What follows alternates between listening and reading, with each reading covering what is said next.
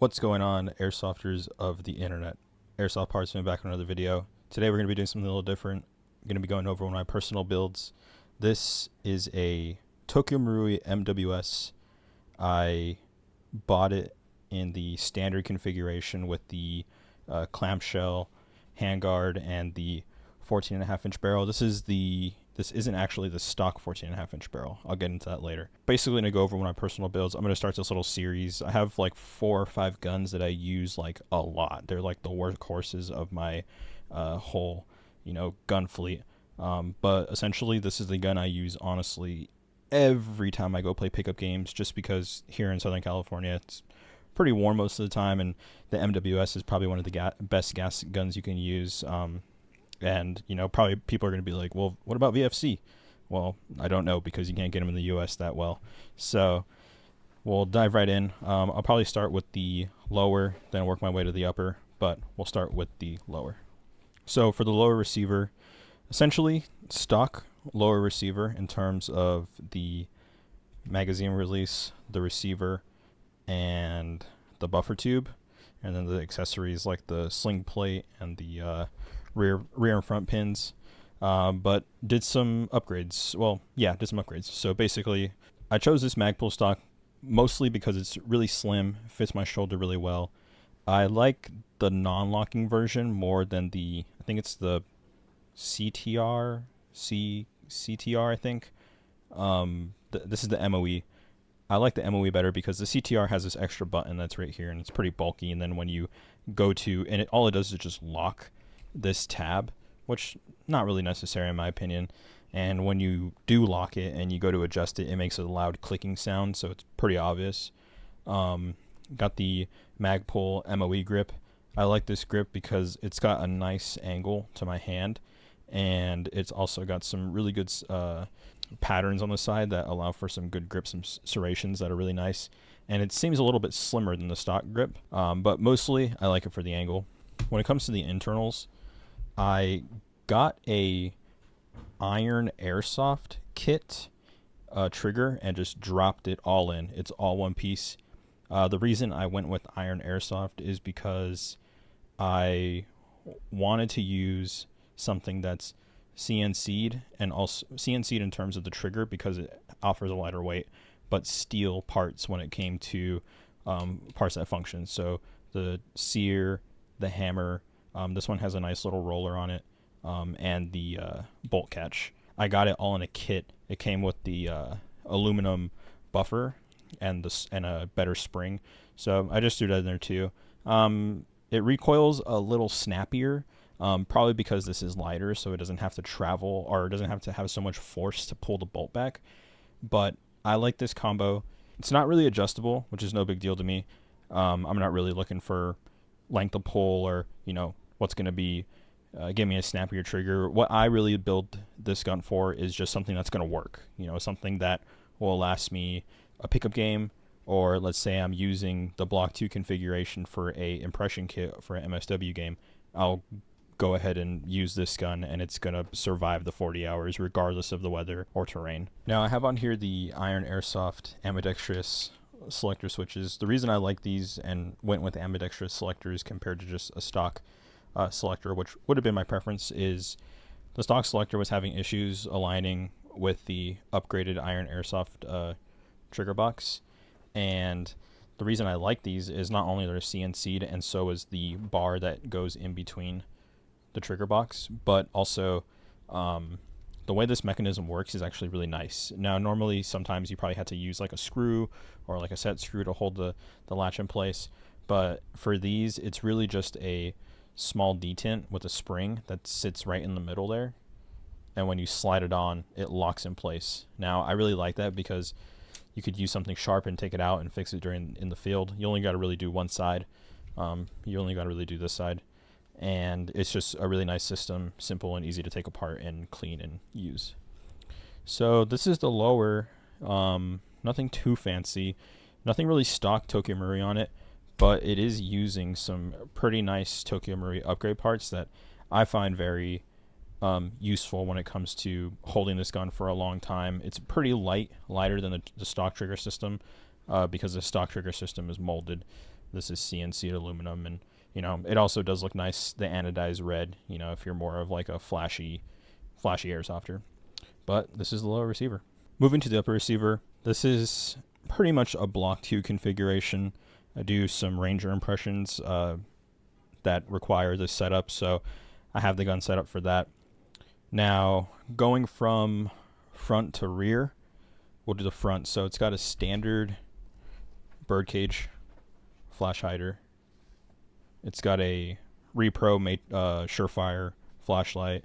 I forgot what brand these sights are. I think they're Knights Armament or Colt or something. They're just generic sights that I took off another gun. PEC 15, obviously fake or repro, and then dual pressure switch for the light and the PEC. The Elcan is a Matrix, I believe. It's one of the newer ones that EVIC releases, but this one only has the 4 times. It doesn't have the variable switch to go between 1 and 4. I actually do like this sight. People in the real gun world hate this sight, but in my opinion, for airsoft, it works just fine. So we got a down the fence Block 2 rail. This one I took off of a GHK gun that was a donor. It actually threaded, the barrel nut threaded right on. Now, the one thing I did notice is that when it comes to aftermarket rails for Tokyo Marui MWS gas blowbacks, you do need a different barrel. The reason for that is the stock barrel doesn't have a traditional outer barrel where it has a tapered lug that goes from a thick piece to the smaller profile of the barrel. And the barrel nut can't really catch on it. So you need to buy, in this instance, I have a 5KU barrel kit that converts it from the standard like stock TM barrel to a barrel that can accept aftermarket rails. So that is something you're going to have to factor in when it comes to upgrading to a different rail system on a Tokyo Marui MWS. Now for the internals, so going back to that Poseidon kit, I have the complete bolt out of that kit and charging handle. So this is a ambidextrous charging handle. Pull it on either side and it will pull back. It's actually really nice. It's super lightweight, and having the ambidextrous pull handles is actually really handy. I find myself using them more often than I thought I would. Now, when it comes to the bolt, you might be thinking that's not a Tokyo Marui stock nozzle. Now, the reason I went with the iron airsoft bolt is the weight.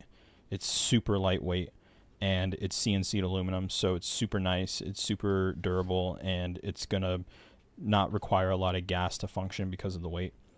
Now, the reason I took off the stock nozzle and the stock nozzle guide is mostly because the stock TM only shoots like 280, 300 feet per second. So I got one of the CGS nozzles, and that bumped it to about 360, 370 in terms of FPS. And the one thing that I do like about this, about using this nozzle, is that it allows you to use magazines that are going to be compatible with the CGS system, since there seems to be more magazines that are compatible with CGS. Now, this is a double Eagle magazine, and it's advertised to use with Tokyo Marui MWS, but in reality, it doesn't really work with stock Tokyo Marui MWS. The gasket doesn't really mesh well with the nozzle, so I find that it might work, but on more instances than not, it just is real sluggish and doesn't really cycle that well.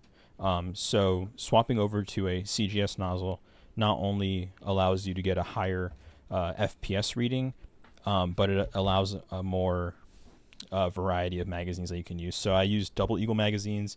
I've used the Lancer L5 mags. I've used the Guns Modify magazines, and the Guns Modify magazines are probably the best in my opinion when using this combination, not only because the weight is super light, but also it performs really well. And the one thing that I did factor in when coming to choosing a gas blowback is the weight of the magazines, mostly because the first gas gun I owned was a GMP walk, and the magazines were 1,000,000 pounds, and they cost a fortune.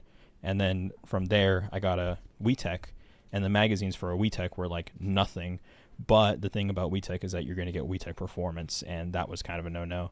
So then when I got the MWS, I was like, let me see what mags work the best and are also the lightest without breaking the bank, because I know MWS has Pro Win mags, and those are like $100 a piece, but they're super light, but they're also super expensive.